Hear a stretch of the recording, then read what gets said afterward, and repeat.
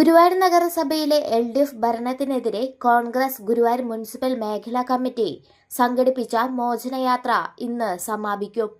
ചൊവ്വളൂർ പടിയിൽ നടക്കുന്ന സമാപനം മുൻ DCC പ്രസിഡന്റ് ജോസ് വള്ളൂർ ഉദ്ഘാടനം ചെയ്യും. വെള്ളിയാഴ്ചയിലെ പര്യടനം കിഴക്കേ നടയിലാണ് സമാപിച്ചത്. സമാപന സമ്മേളനം സംസ്ഥാന മഹിളാ കോൺഗ്രസ് സെക്രട്ടറി സ്വപ്ന രാമചന്ദ്രൻ ഉദ്ഘാടനം ചെയ്തു.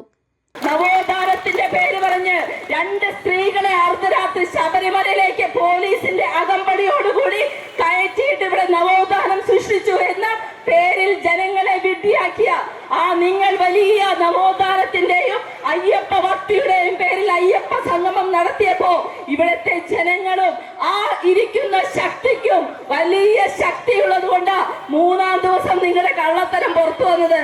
കിലോ കണക്കിന് സ്വർണമോ അടിച്ചു കൊണ്ടുപോയേക്കുന്നത് ഹൈക്കോടതിയുടെ നിരീക്ഷണത്തിൽ വന്നതുകൊണ്ടാണ് ഇത് വെളിച്ചത്ത് വന്നത്. അതുകൊണ്ടാ പിണറായി വിജയൻ ഇന്ന് വരെ അതിനെക്കുറിച്ച് വായ തുറക്കാത്തത്. മണ്ഡലം കോൺഗ്രസ് പ്രസിഡന്റ് OKR മണികണ്ഠൻ അധ്യക്ഷത വഹിച്ചു.